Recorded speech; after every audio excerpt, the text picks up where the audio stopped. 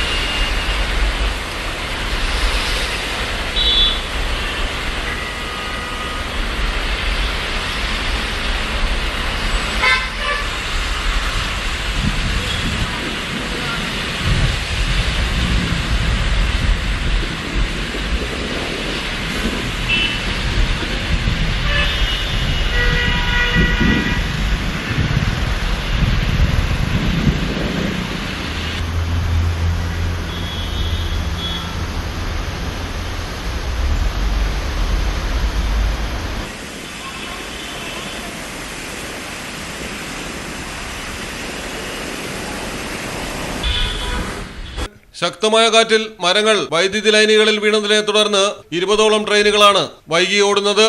Dwarka, Khanpur, Minto road, Lajpat Nagar, Motibagh തുടങ്ങിയ പ്രദേശങ്ങളിലാണ് രൂക്ഷമായ വെള്ളക്കെട്ട്. ആളുകൾ വീടുകൾക്കുള്ളിൽ തന്നെ തുടരാനാണ് മുന്നറിയിപ്പ് നൽകിയിരിക്കുന്നത്. ശക്തമായ മഴയും കാറ്റും വരും ദിവസങ്ങളിലും തുടരുമെന്നാണ് കാലാവസ്ഥാ വകുപ്പിന്റെ മുന്നറിയിപ്പ്.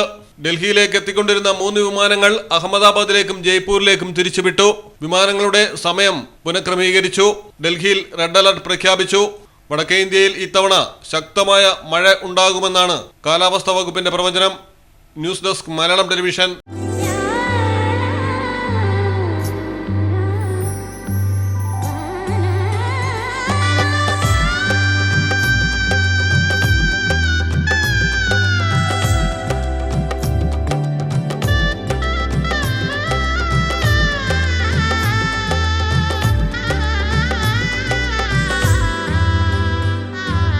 Celebrate the moments of colors. KMT Silks, Perindalmanda, Kottakkal.